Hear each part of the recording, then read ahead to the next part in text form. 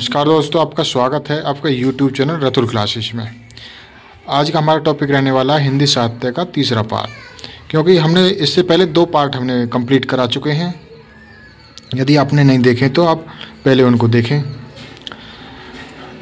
आज हम पढ़ेंगे सच्चिदानंद हीरानंद बादशाह नग्गे। ये काफ़ी इम्पोर्टेंट टॉपिक है, क्योंकि इनके द्वारा जो मैंने ये कंटेंट निकाला है ये सभी एग्ज़ाम में पूछा गया है, किसी न किसी एग्ज़ाम में पूछा गया है।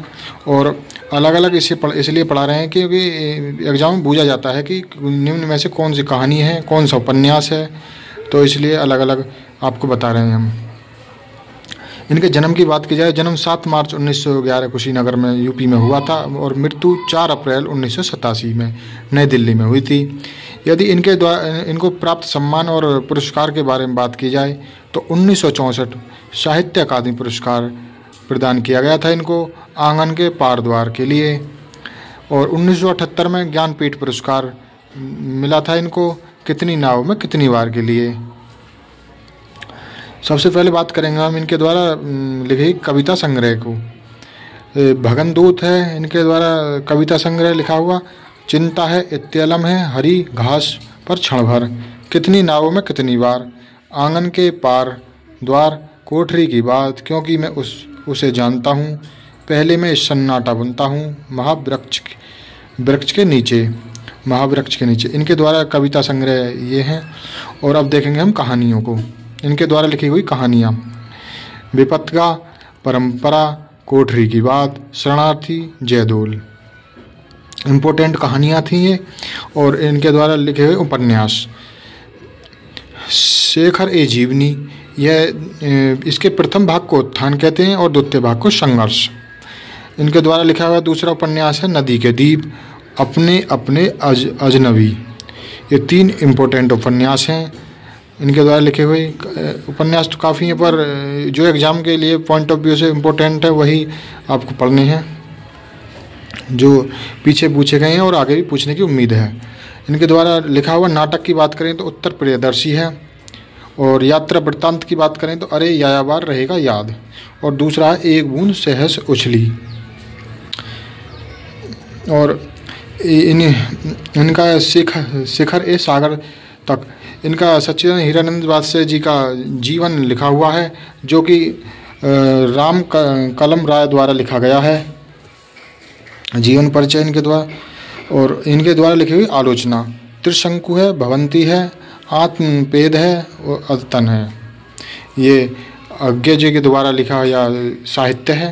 ये काफ़ी इम्पोर्टेंट है और बूझने की उम्मीद है आगे आने वाले एग्जामों में, जैसे कि यूपी पुलिस और यूपीएसआई, यूपी पैट और यूपी टेट में। अब देखेंगे धर्मवीर भारती जी को। इनका जन्म की बात की जाए तो जन्म 25 दिसंबर 1926 इलाहाबाद यूपी में हुआ था और मृत्यु 4 सितंबर 1997 मुंबई में हुई थी। इनको प्रदान किए गए पुरस्कारों के बारे में बात करें तो 1972 में पद्मश्री दिया गया था, 1989 में संगीत नाटक अकादमी पुरस्कार दिया गया था इनको, और 1994 में व्यास सम्मान दिया गया था। 1984 में सर्वश्रेष्ठ पत्रकारिता पुरस्कार दिया गया था इनको। इनके द्वारा लिखे हुए उपन्यासों के बारे में बात करें, गुनाहों का देवता है, सूरज का 7वां घोड़ा, 11 सपनों का देश, ये इम्पोर्टेंट उपन्यास हैं। और रचना के बारे में बात करें, कनुप्रिया, अंधायुग, ठंडा लोहा, 7 गीत, वर्ष, चांद और टूटे हुए लोग, साहस की कलम से समस्त कहानियों एक साथ, इनके द्वारा लिखी हुई रचना है इम्पोर्टेंट।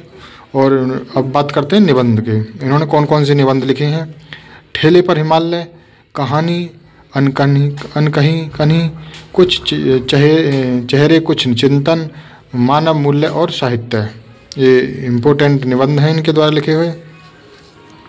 अब देखें कहानी: मुर्दों का गांव, स्वर्ग और पृथ्वी, बंद गली का आखिरी मकान। अब देखें नाटक, इनके द्वारा लिखे हुए नाटक: अंधायुग, काफ़ी इम्पोर्टेंट नाटक है ये, बार बार एग्जाम में पूछा जाता है। इसे यह है महाभारत की कथा पर आधारित है। एकांकी की बात करें तो नदी प्यासी थी नीली झील, ये 2 एकांकी हैं इनके द्वारा लिखे हुए इम्पोर्टेंट। धर्मवीर भारती के द्वारा लिखा हुआ सभी साहित्य है और ये इम्पोर्टेंट है, जो कि पिछली एग्जाम में पूछा गया है। यदि आपको वीडियो अच्छी लगी तो हमारे YouTube channel Ratul classes subscribe करें, बेल आइकन को दबाएं ताकि अगली वीडियो का नोटिफिकेशन आपको टाइम पर मिल जाए, और कमेंट करके बताएं कि आपको वीडियो कैसी लगी। धन्यवाद।